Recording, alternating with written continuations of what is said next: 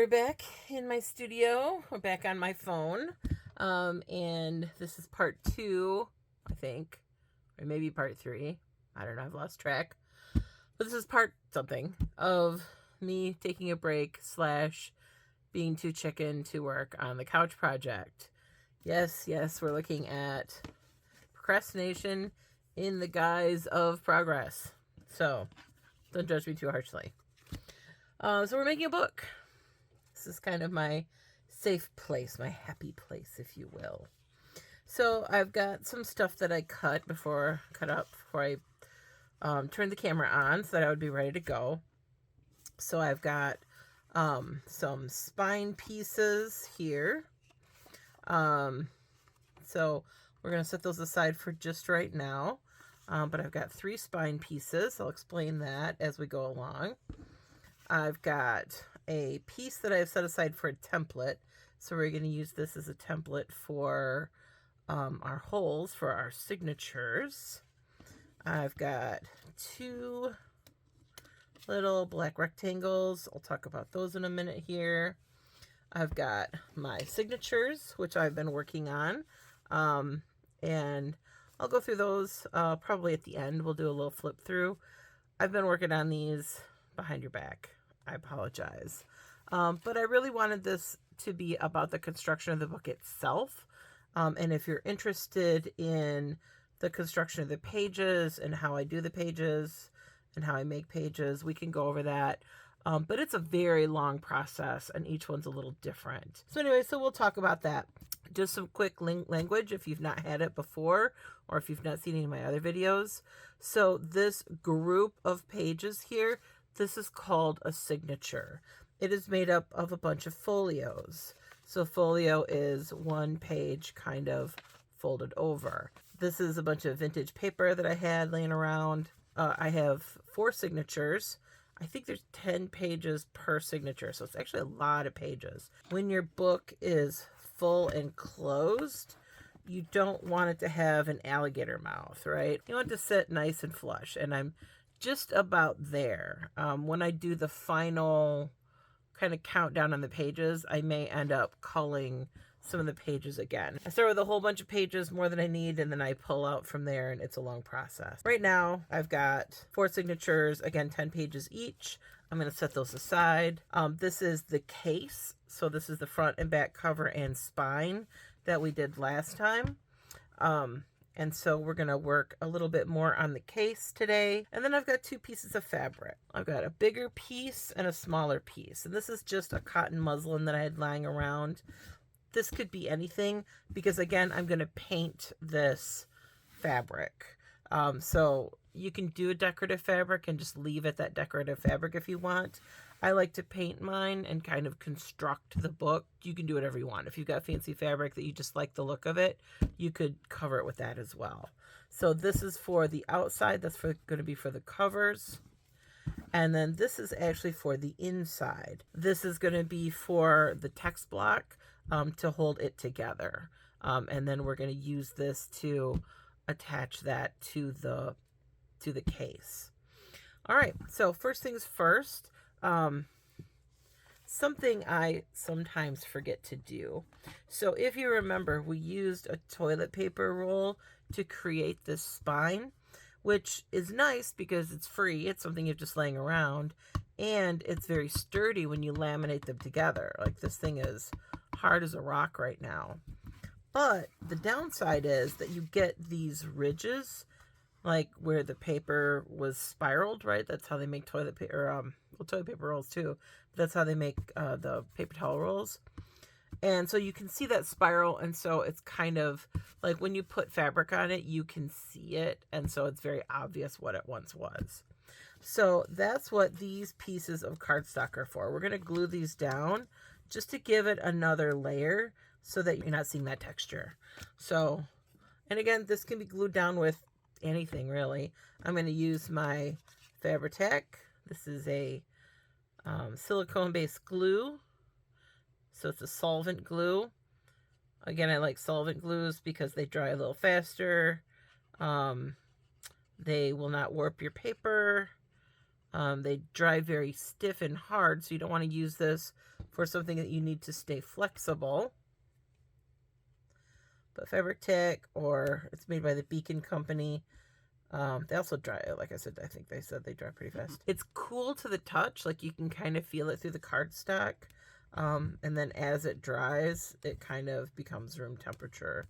So you can tell when it's like safe to kind of pull the pressure off.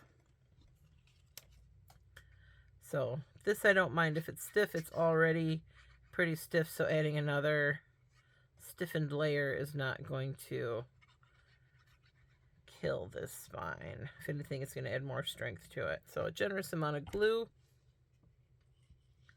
And I'm just going to slide that in there and just wait for it to dry. And that's it. So that's all I needed that for, was just to kind of cover that up so we didn't have that texture anymore. The next thing I'm going to do is I'm going to take my Spinity fabric here, and I'm going to take my spine piece, and that's the template. They're the same size, so it doesn't really matter. All right, I just put down a splat mat because I don't want to get paint all over my self-healing cutting mat. So I think I'm going to use PVA for this. So, PVA, water-soluble, archival, non-yellowing, flexible, dries clear, excellent adhesion. PVA stands for polyvinyl acetate. It was invented to replace rabbit skin glue, which was traditionally used in bookbinding, and still is, to a large extent. The upside behind rabbit skin glue is it's reversible. PVA is not, because it's a polymer. It's preferable in some ways because it's non-toxic. It's not killing a rabbit. It's less smelly. We're all familiar with this. White school glue is a formulation of PVA. Carpenter's wood glue is essentially PVA. So it's pretty ubiquitous, and we're all pretty used to working with it. So that's another bonus behind it. All right, I'm just gonna pull some of this glue out of here. And I get this from Hollanders. I don't know if you saw that on the label, but they have it in different formulations. This is the thick glue. You can get it in thinner formulations. I just get the thick glue, and then if I want to water it down, if I want it any thinner, I just add water to it myself. I also have this stuff that I got off of Amazon, and let me show you the difference. So this is the PVA thick glue, and this is how it comes. This is not old. This is just how it comes. It comes in this thick formulation. This is the stuff from Amazon. Let me show you the difference. Look at how watery that is. So what are you paying for with this? It's cheaper, but it's also mostly water. Like, this might be a little bit more expensive on the outside, but it's much thicker, so you're getting more product. So this stuff is pretty useless for most things. It's so watery. I found a couple of good uses for it, but not many. So I just added some in here to water this down a little bit. It's good for that. You can use it to water things down without adding water, because sometimes you can go too far adding water in. It's going to get this to a little bit more of a paintable consistency. Everybody's got their preference. You'll find yours. I do like to keep it a little bit on the drier side. This might be a little wet for me, but it'll work. So I have chip brushes that I use. I also have these glue brushes. Actually, maybe I'll use my glue brush. I love these so much. Look what my dog did. Ate the handle on my favorite glue brush. Guard your glue brush. Okay. So I'm just gonna do coat. And you want to, the reason I said I like it a little thicker too, is because then I can manage the moisture that's going into the paper, because your paper will curl up. See how my paper's curling up a little bit? That's just because there's water in this glue. But this, when it dries more flexible than the solvent-based glues do. All right, so again, I'm just going to find roughly the center point. I knew I was going to regret not cleaning that purple paint off of there. That's all right. And I'm just going to smooth it down. Here's a handy tip that I learned from the crafting community. Always keep baby wipes on hand. I always keep baby wipes on hand, and I always keep an old soda bottle. What state am I from? An old soda bottle with some water. I'm just going to work some water into these bristles so that this glue doesn't dry up. Again, I like to keep my glue fairly dry, which means it will dry on your bristles fast. So just be aware of this. Now, just giving it this rinse, of course, this is not getting rid of that glue out of there. I just diluted it. You're going to want to take your brush to the sink and wash it out with warm soapy water. So when you're done at the end of your session. So just be mindful of that. Now I'm going to grab my cover, grab my glue. And again, feeling like this is pretty wet. So I think I'm going to add a little more. And again, this is from Hollanders. That's down in Ann Arbor. They have an online presence. I will try to remember to link that at the bottom. But that's where I generally get all of my bookbinding supplies. That's where my glue brush came from. That's where my needles, my sewing needles come from. My glue. A lot of the decorative papers that I use come from Hollanders. So you should check them out. Again, this is a cotton muslin. So it's, or a cotton broadcloth. So it's a even weave fabric, so it doesn't have a lot of texture to it. It's just kind of what was on hand. So you can use anything that you want, but I'm just using this just because it's cheap and readily available, and I got a ton of it laying around. Like, I have a bunch of weird size scraps laying around from having been a costume director, and Lord knows, we don't throw away scraps, do we?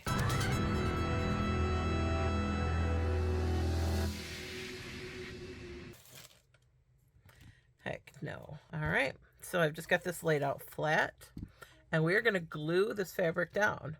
So I'm going to start with my lovely glue brush here, and I'm just going to start at the spine.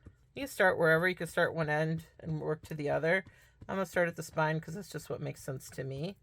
And I'm just making sure to get glue kind of everywhere. But a fairly thin-ish coat.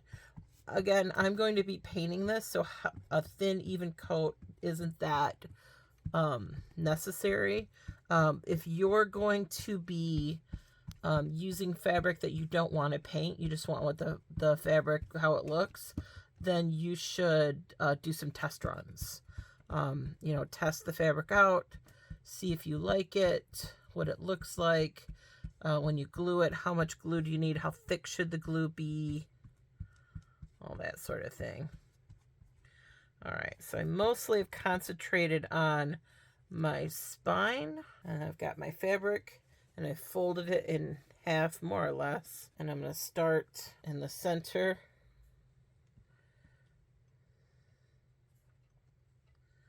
And I'm going to grab my old bone folder, my old beat up bone folder, because it already has glue on it. So if I get some glue remnants on it, I'm not going to be too mad at the world. And I'm just going to start to work this in all the crevices. So this is why you want a nice even coat. If it's too thin or there's too much glue on, or you rub too much, any combination of the three, and that glue will start to seep through. Again, not a big issue for me since I am going to be painting this. And I'm trying to work all of that texture out. You could leave texture in if you wanted it to have kind of a wrinkled, almost a mulberry paper kind of look. You could do that. You have to work fairly quickly. We all know that school glue, right, dries fairly fast, so we do want to work fairly rapidly. And I'm trying to kind of, right, keep this down here and work this fabric in over here without it pulling it up.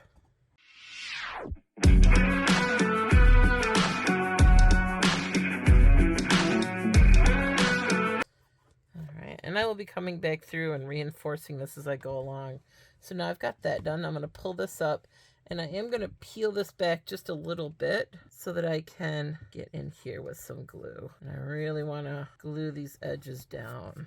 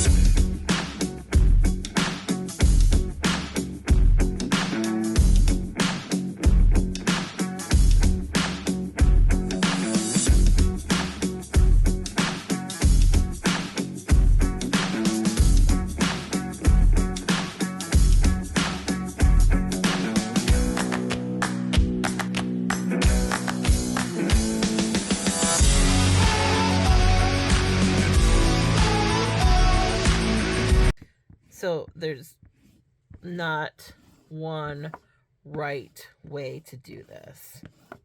The end goal is that I want this to dry flat as possible and sturdy as possible. But I don't want to lose these ridges here, right? And I don't want to lose this definition here. Okay, I'm going to let this sit up just a little bit before I move it. It's still really, really wet. So I do have a book press, but I don't really feel like getting it down. So I'm probably not going to. So things that I do is I have these chopsticks.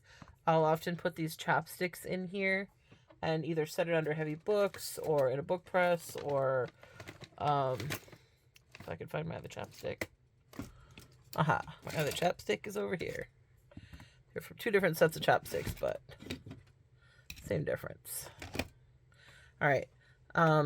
So once this sets up just a little bit, I want this to dry up just a little bit. So it's not so, right now it's very delicate. Like all of this can pull up pretty easily because it's still super, super wet. So I'm just going to kind of keep an eye on it, keep working it down. All right, so I'm going to set this to the side for right now and let it dry. A few moments later. Bring it back over while it's still a little pliable. And I'm going to work on the back side of this. So I'm going to glue this down. All right, and this is how I was taught to do this. So you pinch these corners. You want a 45-degree cut, but you want to leave enough from the tip of your book board to the edge of the 45-degree cut so you have fabric to cover over that, the depth, right? Like this is not in 2 dimensions, it's in 3 dimensions. So I was taught to pinch it over and then just give it a trim, and boom, you have the perfect amount. You can eyeball it if you're more comfortable with that. Plenty of people do that. I'm just used to doing it this way.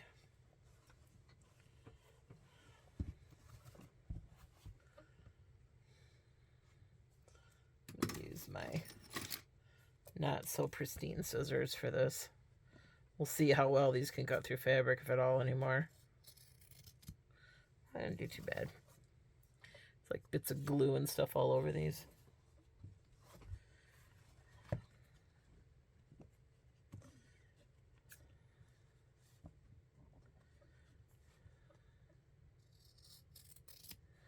All right. There's that. So now I am going to glue these flaps over. And when I get to these ridges, there's going to be a little bit of kind of overlap. Sometimes I'll want to cut it and kind of overlap it a little bit. Sometimes I'll just kind of let it pucker and do its thing. But keep in mind that that is a thing you got to worry about. All right, so let's glue these suckers down. And doing this while the front is still a little damp isn't a terrible idea because you can still manipulate these gutters, right? You can still manipulate these ridges. Again, this is not a traditional bookbinding technique.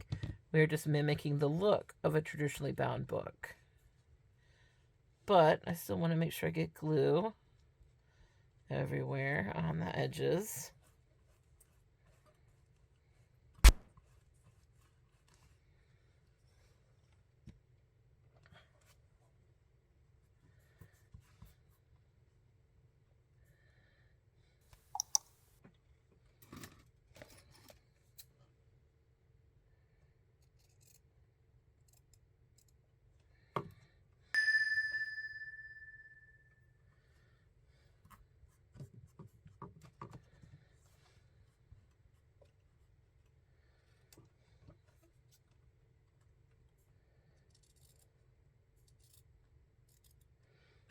kind of give those the space they need to exist in. If they need a little more glue, then they get a little more glue. This stuff glues fabric to fabric just as well as it glues fabric to paper. It's great stuff.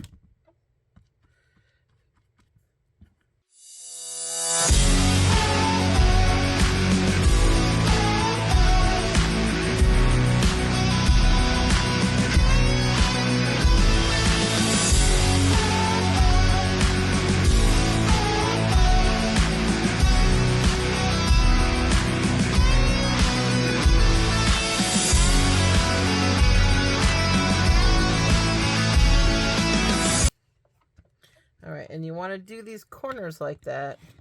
Remember I said you want to put glue on these corners. Make sure you get glue on these corners because you want to glue them down and you want to kind of push them up and in. So that way your corners are nice and neat. So the easiest way to do that is to take your bone folder and kind of chase it around. It's actually easier to do with paper than it is with fabric, especially fabric that's not meant for bookbinding. But I think you get the idea.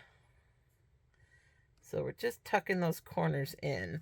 So that way when I bring this around, what we don't want is that. So just going to lay that down. Get those little weirdo random hairs. And of course you can cover all this with book corners and all of that, but if you don't have a good starting product, then anything you do to cover it can just look like that, right? It can, it can look accidental, like that water I just spilled. But like, you know, accidents are going to happen, like this water. Accidents are going to happen, you know, it's not that big of a deal, but you don't want the whole thing to be an accident, right? I don't want to be accidentally an artist. I want to be purposefully an artist. I want to be doing this stuff on purpose. So you embrace the accidents when they happen, but don't rely on them. This might look like a big mess, but it's actually not that big of a deal. Because again, this would be a bigger deal if I wasn't painting this, but because I am, it's really not that big of a deal, that water spill. This is going to take longer to dry is all. But not that big of a deal. Alright.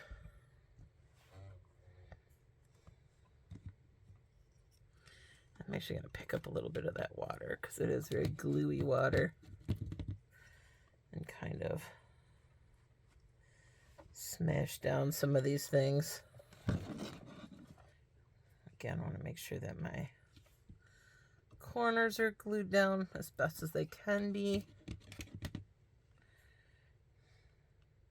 They're pretty wet now, so we'll see what they'll do.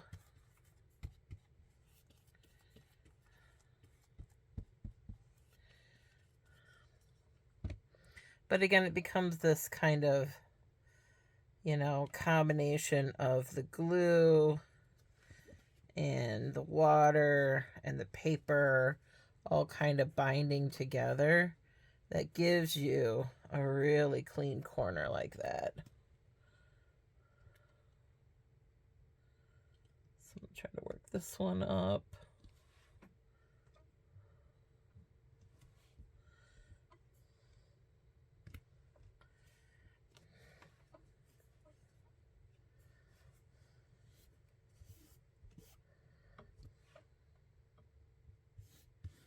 And then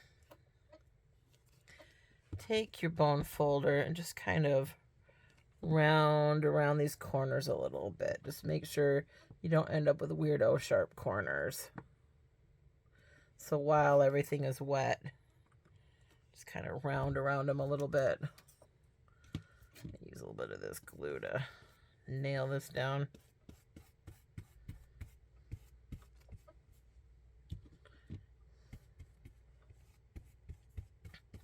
And actually being this wet makes it easier to work with.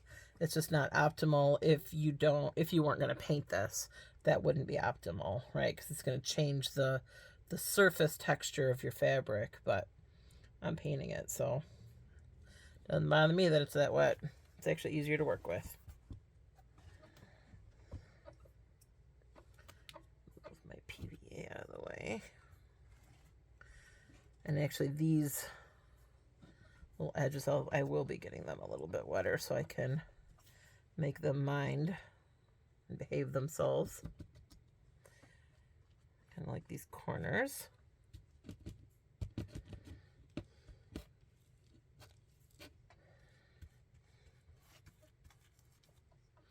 And these, if you don't have a glue brush like this and you do this kind of work, get one. It will change your life.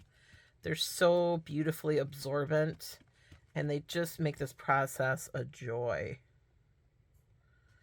I know I should be using my bone folder for that,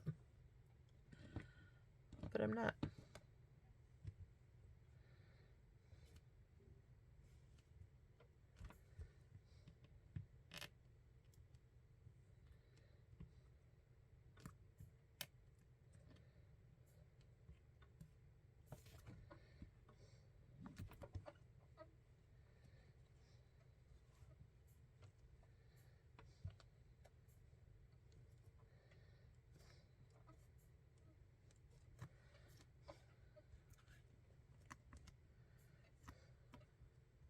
Notice how I'm concentrating on those corners, and then everything else will kind of fall into line once those corners are nicely tucked in and sealed up and all beautiful and perfect.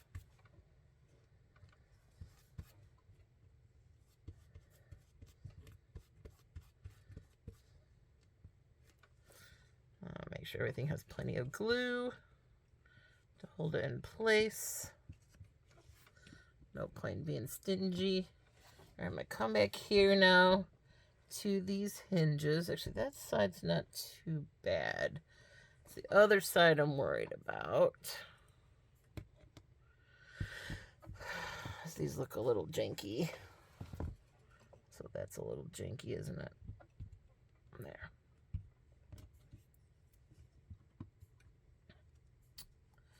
Well, they don't look so janky from this direction.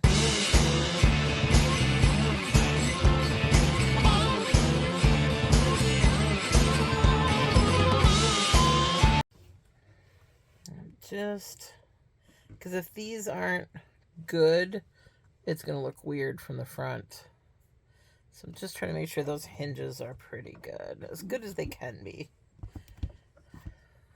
Nice and secure. Laying down, playing nice. Alright, let's turn it around. It's bubbling up a little bit, but not as badly as you would think. Alright, let me reassert these hinges. And now is the time when I need to assess. What am I going to do? Am I going to put this in a book press? So I could put it in a book press. I could just let this dry flat as is, which is kind of what I'm feeling right now. So these will kind of assert those shapes, especially if I get it into a press of some sort. So if you're gonna use a bone folder for this, make sure you have one that you use for folding paper and one that you use for gluing and binding your books. You don't want one for both things, because this one now has all kinds of ink and all kinds of stuff in it from various wet jobs that I've done with it. So if I were to use it for a dry job, like a folding job, I could maybe transfer some of that over. So it's just something you want to be careful of. All right. Overall, I'm very pleased with how this is coming out.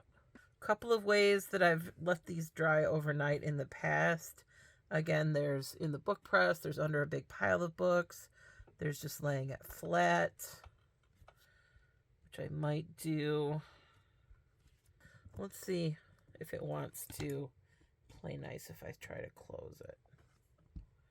Or if it's going to do weird things. I think it's going to do weird things. So as we fold it, you want to fold it at the hinge here.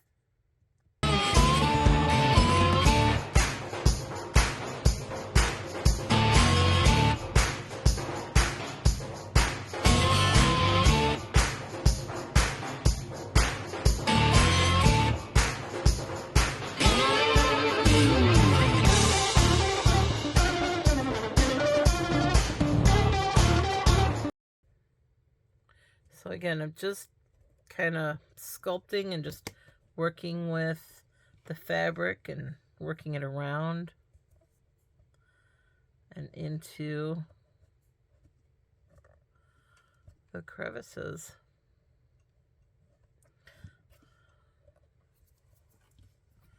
But that's it, really. That's pretty much your cover. And there's going to be some inconsistencies and some weird warbliness, but that adds to the charm of it, I think.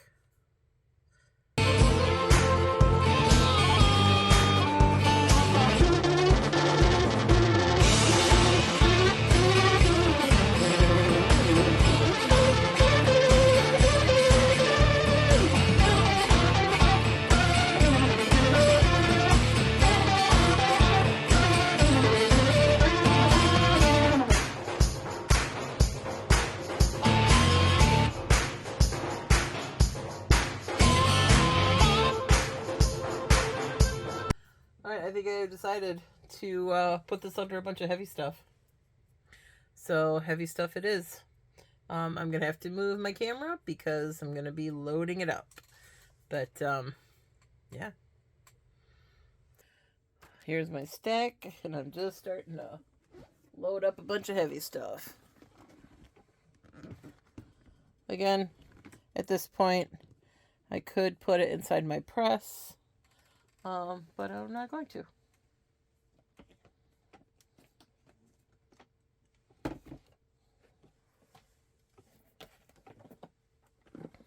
And these are going to create a lot of pressure.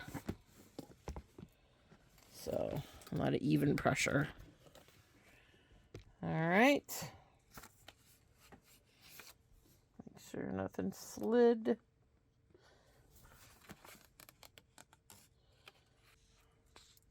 There's my sad book in there under pressure. So we will see. I'll make a few adjustments to it and then I'm going to call it a night. And we will see what it looks like when it is all dry. All right. Talk to you later.